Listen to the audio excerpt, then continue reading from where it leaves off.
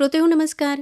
श्रोतेहो साहित्य सौरभ या कार्यक्रमात मी वैजयंती नांदगावकर तुम्हा सर्वांचं मनपूर्वक स्वागत करते. श्रोतेहो, आजच्या कार्यक्रमात आपण ऐकणार आहोत कुक नालीम या पुस्तकाविषयी शाहू पाटोळे यांची जयदेव डोळे यांनी घेतलेली मुलाखत. शाहू पाटोळे हे भारतीय माहिती सेवा अधिकारी होते. दूरदर्शन केंद्र मुंबई येथील वृत्त विभागाचे उपसंचालक म्हणून निवृत्त झालेले आहेत.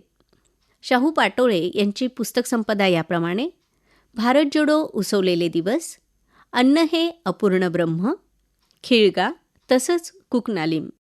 आकाशवाणी कोहिमा नागालँड येथील वृत्त विभागात उपसंचालक या पदावर कार्यरत असताना शाहू पाटोळे यांना जे काही अनुभव आले ते त्यांनी कुक नालीम या त्यांच्या पुस्तकामध्ये मांडलेले आहेत. जयदेव डोळे हे ज्येष्ठ पत्रकार आहेत. डॉक्टर बाबासाहेब आंबेडकर मराठवाडा विद्यापीठात वृत्तपत्र विभागात 12 वर्ष त्यांनी अध्यापनाचं कार्य केलेलं आहे. त्याचप्रमाणे सावित्रीबाई फुले विद्यापीठ पुणे येथे 10 वर्ष त्यांनी वृत्तपत्र विभागात अध्यापनाचं कार्य केलेलं आहे. जयदेव डोळे यांची प्राध्यापक लिमिटेड, समाचार, खबर इत्यादी पुस्तके गाजलेली आहेत. जयदेव डोळे यांना महाराष्ट्र फाउंडेशन पुरस्कारानं सन्मानित करण्यात आलेलं आहे. चला तर ऐकूयात कुक नालीम या पुस्तकाविषयी शाहू पाटोळे यांची जयदेव डोळे यांनी घेतलेली मुलाखत. श्रोतेहो, मराठीमध्ये विविध राज्यांच्या इतिहासाविषयी, भूगोलाविषयी किंवा एकंदरच त्या राज्याच्या परिस्थितीविषयी पुस्तकं अशी कमी आहेत.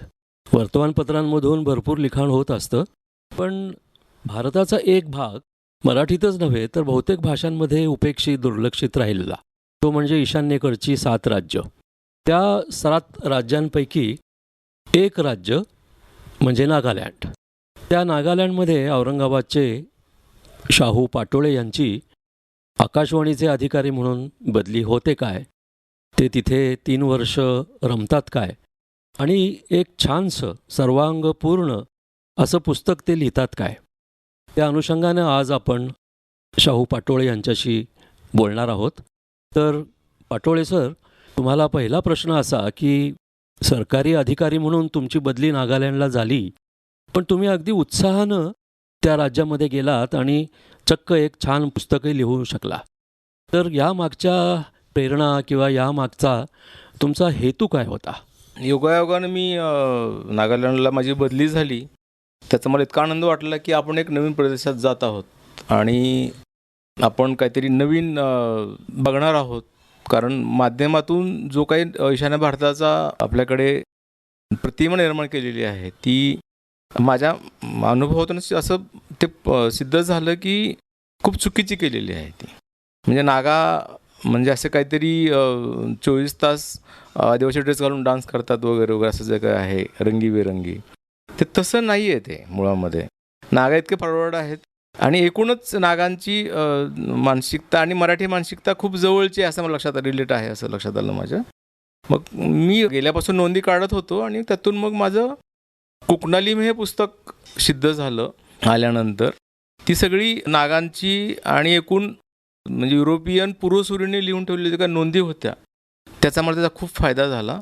कारण युरोपियन अधिकाऱ्यांनी आणि ब्रिटिश अधिकाऱ्यांनी आणि मिशनऱ्यांनी केलेल्या नोंदी भल्याही तटस्थ नसतील, पण त्या खूप ऑथेंटिक आहेत, ज्याच्या नागाच्या आजच्या पिढीला पण माहीत नाही आहेत. आणि मी त्या नोंदी करून मग ते लिहिलं त्याच्यावर. शाहू पाटोळे यांच्या पुस्तकाचं नाव कुक नालीम असं आहे. नावापासूनच आपण सुरुवात करूया पाटोळे. तर नावापासूनच उत्सुकता निर्माण करणारं हे पुस्तक आहे.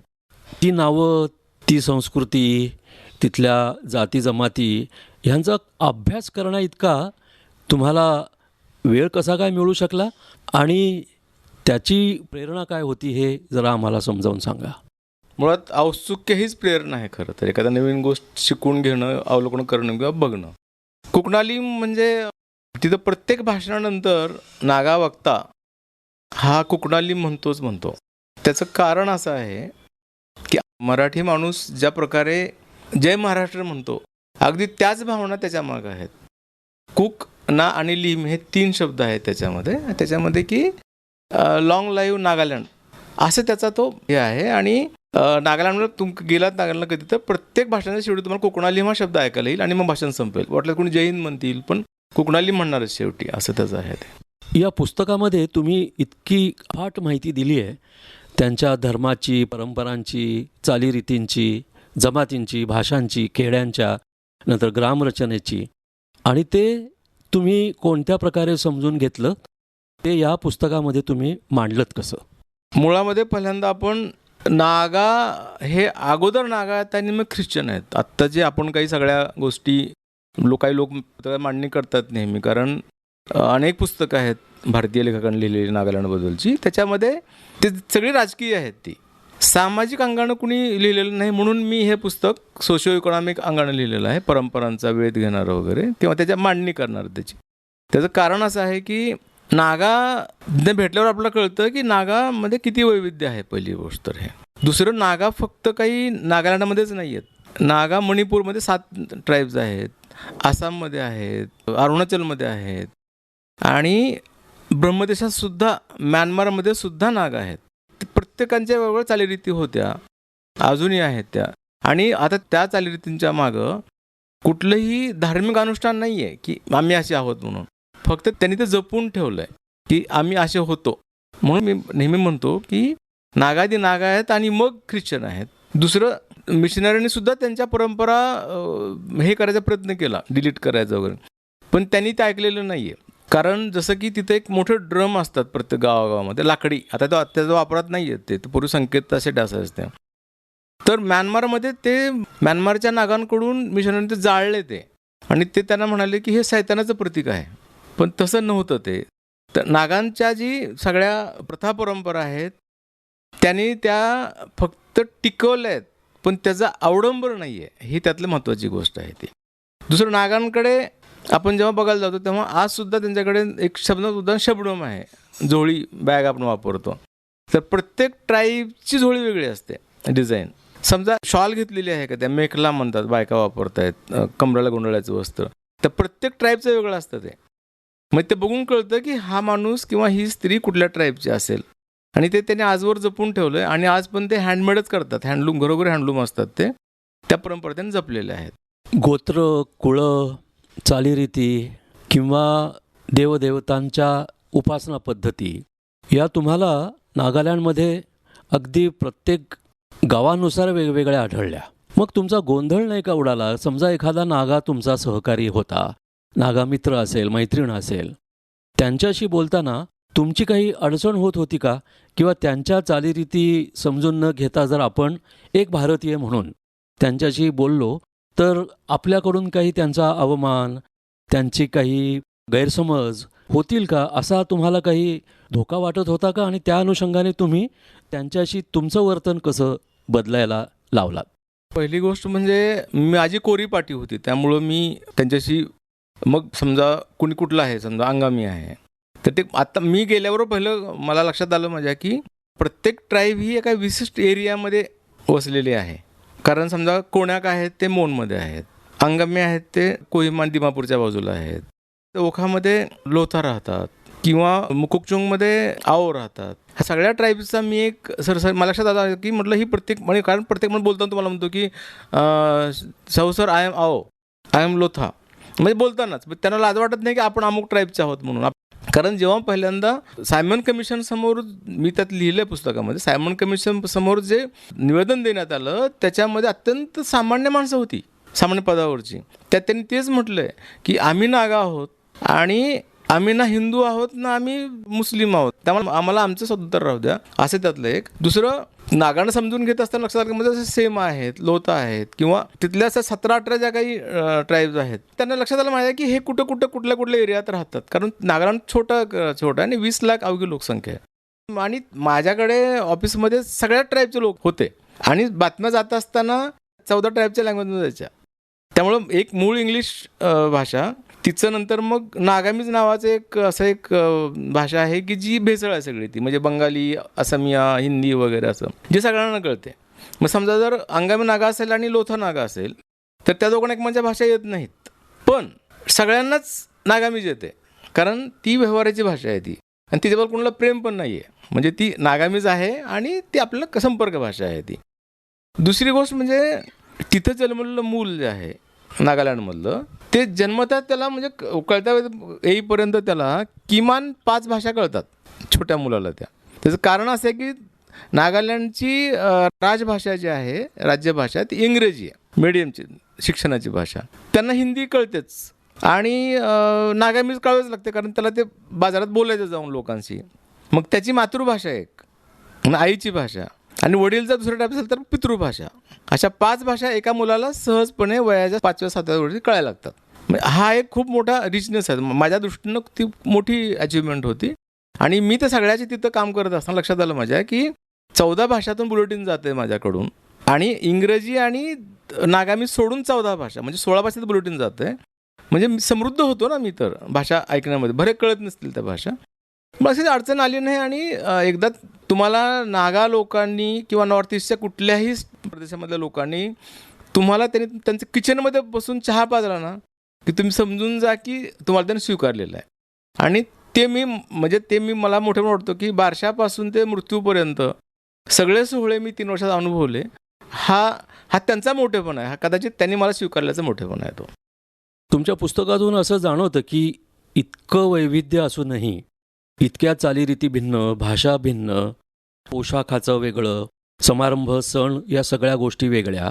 मग तिथे आता 1963 साली नागालँड स्थापन झालं राज्य म्हणून, लोकशाही व्यवस्था स्थापन झाली, तर समाजामध्ये एकोपा दिसतो. कोणी कुरघोडी करताना दिसत नाही, किंवा आमची बहुसंख्या तुम्ही अल्पसंख्य असा काही भेदभाव दिसत नाही. पण मग राजकीय व्यवस्थेमध्ये, लोकशाही राज्य व्यवस्थेमध्ये याचं रूप कसं काय जाणवलं तुम्हाला? मुळामध्ये नागा हेच लोकशाहीवादी आहेत. कारण नागांचं प्रत्येक गाव हेच सार्वभौम राष्ट्र आहे. हे समजून घेतलं की मग आपल्याला ईशान्य भारताच्या ज्या सामाजिक व्यवस्था आहे ते आपल्याला कळायला लागते. उदाहरणार्थ, एका गावामध्ये मुख्यमंत्री, कलेक्टर आणि SP आलेले आहेत. सत्कार समारंभ आहे. तर पहिला मान हा व्हिलेज काउन्सिलच्या अध्यक्षाचा असतो. उदाहरण सरपंच, असं उदाहरण. मग मुख्यमंत्री, मग बाकी लोक. तिथले निर्णय त्या गावांसाठी काय करायचे ह्याचे निर्णय 371 जे आहे त्याच्यानुसार आधी गाव घेतं आणि मग सरकार घेतं ते. आणि तुम्ही म्हणता तसं त्यांच्यामध्ये आंतरविरोध आहेत. ट्राईबमधल्या बरीच कमतरता, आता ते दुश्मनी राहिलेली नाही आहे, पण ते आहे की अमुक ट्राईब अशी तमुक ट्राईब अशी, म्हणजे ते उच्च निचता नाही आहे, ते स्वार्थता आम्ही नाही आहेत. उदाहरणार्थ 80च्या दशकामध्ये, 90च्या दशकामध्ये ओखा परिसरामध्ये लोथांच्या पेट्रोल सापडलेलं आहे. फक्त उत्खनन करायचं बाकी राहिलं आहे. मग ते अमुक ही ट्राईब पुढं जाईल आपल्यापेक्षा, म्हणून ते पुढं सरकत नाही आहे ते. आणि जोवर सगळे नागा मिळून त्याला परवानगी देतात तोपर्यंत उत्खनन होणार नाही आहे. म्हणजे हा एक साधा तेलाचा मुद्दा आहे हा. शेवटी ती माणसंच आहेत ना, पण त्या जेव्हा तुम्ही जाता तेव्हा तुम्हाला ते सगळं नागासारखंच दिसतं. तसं नसतं ते. त्यांच्यात पण भेदभाव बिलकुल नाही आहे. कारण ज्या सोसायटीला जातीयताच माहीत नाही आहे, अस्पृश्यता माहीत नाही आहे, डिस्क्रिमिनेशन नावाची गोष्टच त्यांच्या संकल्पनेत कुठं बसतच नाही आहे, तर असे ते लोक आहेत ते. त्यामुळे तिथं राहिल्यानंतर म्हणजे माझ्यासारख्या माणसाला जो फील आला की आपण किती चांगल्या वेळ सोसायटीत आलेलो आहोत. कारण तुम्ही काय खाता, तुम्ही काय पिता, तुम्ही काय नेसता, त्यानं तर काही देणगणच नसते. आणखीन एक गोष्ट नागाच ना, नॉर्थ ईस्टच्या एकूणच हिमालयन रेंजेसमध्ये, की तुम्ही एकदा रिलेट झालेला असता नेचरशी ना, की समजा गाडी पंक्चर होत असते, गाडी बंद पडत असते, लँड सेटिंग होत असतं. म्हणजे कारण ते गाडी तर बंदच पडणार ना केव्हा तरी. तर हा जो एक वेगळा मानसिक हे झालेला आहे, म्हणजे आता पुढं कसं होईल त्याची कोणी चिंता करत नाही, ही महत्त्वाची गोष्ट आहे त्यामध्ये ना. आणि त्यातून मी स्वतः पण शिकलो की गाडी पंक्चर झाली तर होत असते. तर हा जो सगळा नैसर्गिक भाग आहे, सगळा निसर्गाशी रिलेट होणं, हे खूप महत्त्वाचं आहे. दुसरं, नागा ख्रिश्चन असलं तरी आजही नागांचा देवापेक्षा भूतावर जास्त विश्वास आहे, भूतांवर. म्हणजे ते त्यांच्या परंपरेत आलेलं आहे ना सगळं ते. म्हणजे त्यांचे सण आहेत, उत्सव आहेत. नागांच्या 17 ट्राईब्सचे वेगळे नववर्ष आहेत. अच्छा. आपण समजूनच घेत नाही ती. त्यांची शेती करण्याची वेगळी पद्धत आहे प्रत्येकांची. म्हणजे सगळ्यात अंगामींची शेती चांगली समजली जाते, कारण ते मैदानी प्रदेशामध्ये आहेत. म्हणजे जेवढा तुम्ही नागालँडच्या आतल्या भागात जाल तेवढी तुम्हाला छोटी शेती मिळेल, डोंगरावर जाल तेवढं. म्हणजे हा सगळे भेद जे आहेत ते तिथं असलेल्या समजून घेतात आपल्याला.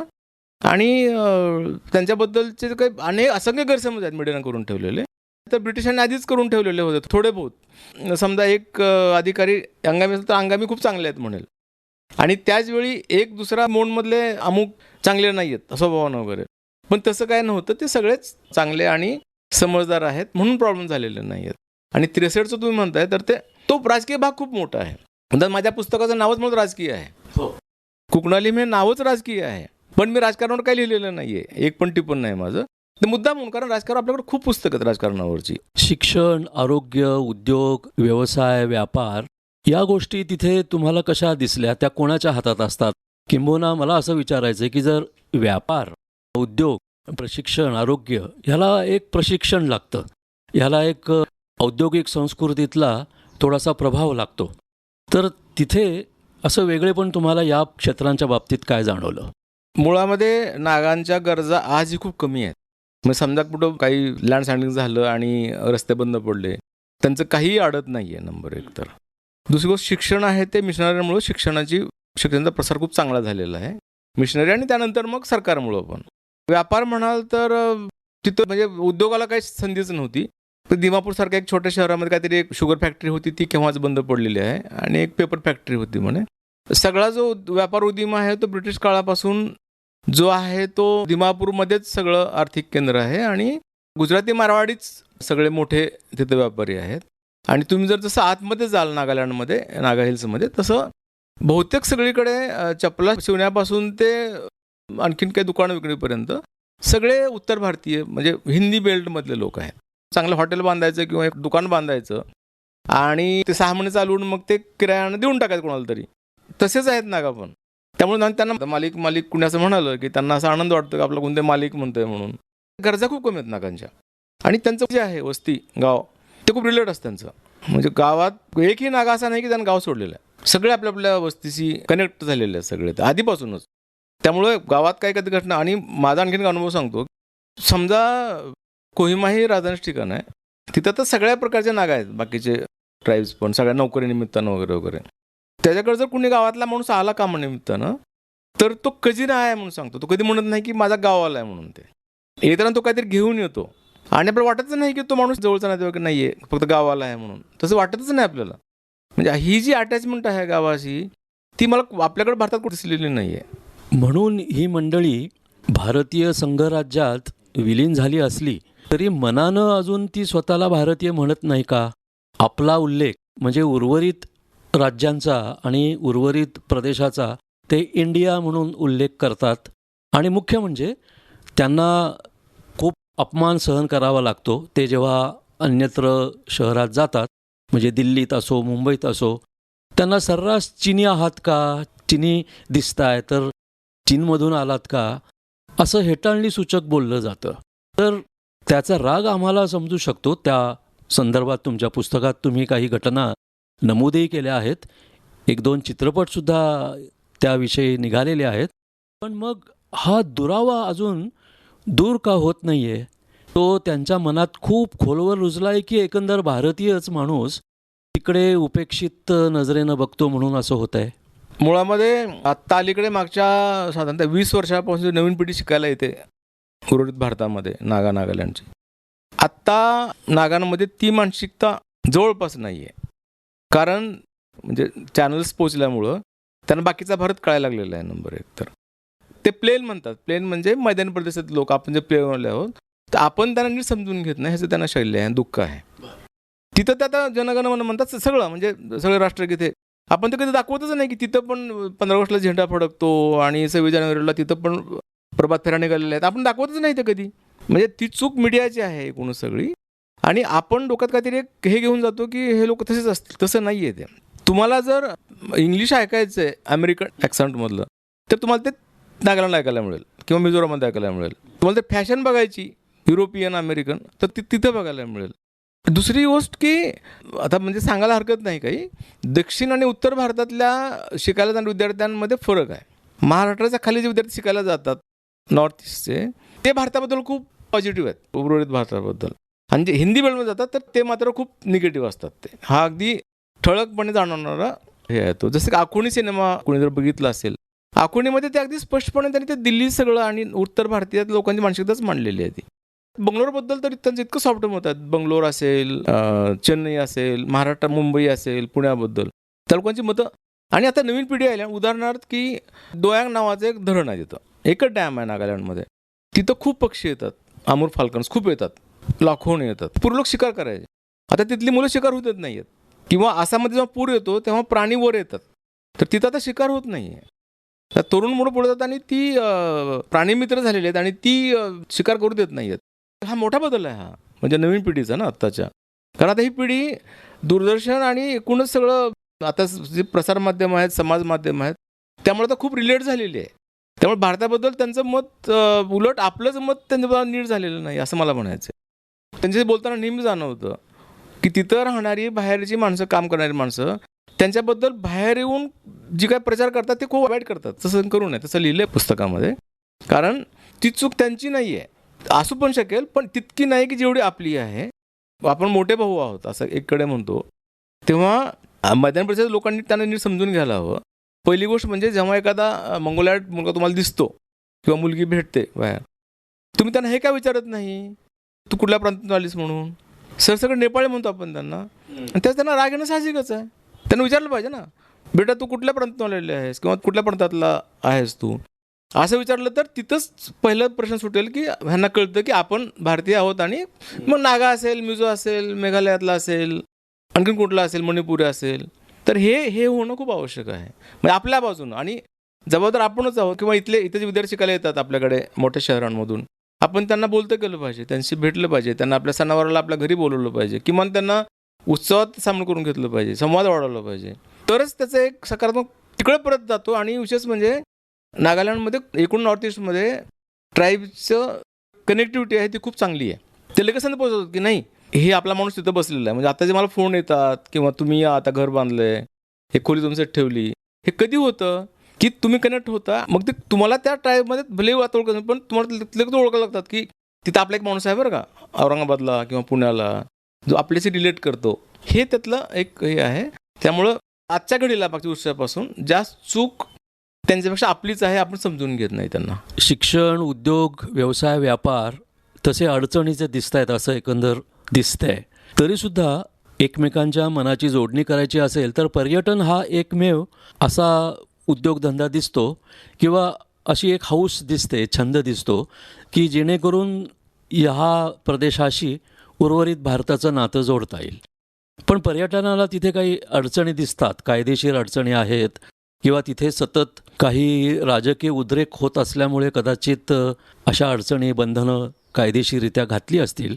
तर पर्यटनाच्या अनुषंगानं ही राज्य, विशेषतः नागालँडसारखं राज्य कितपत उत्सुक असेल किंवा कितपत स्वागतशील असेल? नागालँडबद्दल जसे गैरसमज इकडे आहेत तसेच तिकडेही करून दिलेले आहेत. नॉर्थ ईस्टमधल्या स्टेटमधून पण नागालँडला जाऊ नये असं. हां, त्यामुळे बाहेरचे लोक घाबरतात पर्यटनासाठीचं. नंबर एक. तर नंबर दोन की स्त्रियांसाठी इतकी सेफ स्टेट्स आहेत, एकूणच सगळ्या स्त्रियांसाठी नॉर्थ ईस्टचे स्टेट खूपच सेफ आहेत. तिसरं म्हणजे मेघालय आत्ता खूप तिकडं टॉपवर आहे नॉर्थ ईस्टमध्ये पर्यटनाच्या दृष्टीनं. मणिपूरचा आदर सगळ्यांनी घ्यायला हवा. मणिपूरमध्ये पण सध्या पर्यटनाचं खूपच आहे सगळं. ते नागालँडमधल्या लोकांची मानसिकता आहे ना, ती पर्यटनाच्या अनुकूल तितकीशी अजून तरी झालेली नाही आहे. त्याचं कारण असं आहे की आधी येऊन गेलेल्या लोकांचे अनुभव त्यांना तितकेसे बरे नाही आहेत. पण जेव्हा 1 डिसेंबर ते 10 डिसेंबर ह्या काळामध्ये हॉर्नबिल फेस्टिवल असतो, हॉर्नबिलला एकदा जाऊन यायला पाहिजे सगळ्यांनी. कारण मग तुम्हाला एकाच छताखाली सगळ्या नागांची कल्चर निदान ओळख होते. झुकी व्हॅलीसारखी व्हॅली नागालँडमध्ये आहे. तिथलं जे जाफू शिखर आहे तिथं तुम्ही पर्यटन करू शकता. नागालँडमध्ये मागच्या कित्येक वर्षांमध्ये काहीच झालेलं नाही आहे. आणि जे काय होतं ते इंटरनल झालेलं आहे. ते पर्यटकांना त्याचा कसलाही त्रास होत नाही. आणि इनर लाईन परमिट जे आहे ते आता ऑनलाईन सोपं झालं आहे ना पर्यटन करायला. पर्यटन केल्याने संवाद वाढेल, पण तो तितका सकारात्मक असेल की जितका आपण त्याला काय म्हणतो की तो संवाद आहे तो पर्यटनापुरता असेल, समजून घेण्यासाठीचा नसेल तो. हे त्यातलं खरं एक गमक आहे. पर्यटनाने मला असं वाटतं की नागा बिघडतील कशी भीती वाटते कधी कधी मला. त्यांच्या सवय आपल्याकडचे पर्यटक बिघडून टाकतील की पैसा पैसा पैसा, कारण त्यांच्याकडं पैशापेक्षा माणुसकी जास्त आहे. पर्यटन वाढलं पाहिजे आणि नागा त्यातून सकारात्मक आहेत. नागाचा चहा खूप चांगला आहे. नागा कॉफी जागतिक लेवलला गेलेली सगळ्यात महागडी आहे. कला संस्कृती आहेच आहे. नागांच्या आता साहित्य बऱ्यापैकी येतं आहे, कविता आणि बाकी वाङ्मय. आपण तिकडे लक्षच देत नाही आहोत. नागारामध्ये त्याच्याशिवाय त्यांच्याकडची हळद, मध, आलं, त्यांची खाद्यसंस्कृती इतकी रिच आहे की त्यावेळेस गैरसमज जे झालेले आहेत ते खरं तर काढून टाकण्याचं काम पर्यटक करू शकतील. कारण नागा फक्त काही खातात असं जे काही एक करून ठेवलेलं आहे. नागा आणि कोकणी माणसाच्या आहारात इतकं साम्य आहे. त्याला फक्त मांसाहार काढून टाकला एक वाटीचा की कोकणी आणि नागा माणसं भात, डाळ आणि हेच खातात, काय असेल ते मच्छी वगैरे असं. त्यामुळं आपल्याकडे तो जो सगळं काही करून ठेवलेलं आहे माध्यमांनी ते आपोआप निघून जाईल आणि पर्यटक गेले पाहिजेत नागालँडमध्ये. फक्त त्यांनी स्थानिक लोकांना बिघडवलं नाही पाहिजे की पैसे फेकले आणि अमुक मला मिळालं पाहिजे, हे व्हायला नको. श्रोते हो, शाहू पाटोळे लिखित कोकणालीम हे पुस्तक आणि त्याचा परिचय आपण आत्ता खुद्द लेखकाकडूनच करून घेतला. नागालँड या भारतातल्या एका सुंदर निसर्गरम्य असा राज्याचा परिचय पाटोळे यांनी करून दिला. तुम्हाला तो नक्कीच आवडला असेल. पण नागालँडला जाण्यापूर्वी हे पुस्तक वाचून जर आपण सगळे तिकडे गेलात तर आपल्या ज्ञानात तर भर पडेलच, पण त्या राज्याच्या संस्कृतीचा, कलांचा, परंपरांचा आणि एकंदरच तिथल्या माणसांचा अधिक प्रकारे जिव्हाळ्याचा संबंध अवघ्या भारताला ठेवता येईल अशी अपेक्षा करतो आणि थांबतो. नमस्कार. साहित्य सौरभ या कार्यक्रमात कुकनालीम या पुस्तकाविषयी शाहू पाटोळे यांची जयदेव डोळे यांनी घेतलेली मुलाखत श्रोते हो आत्ताच आपण ऐकलीत.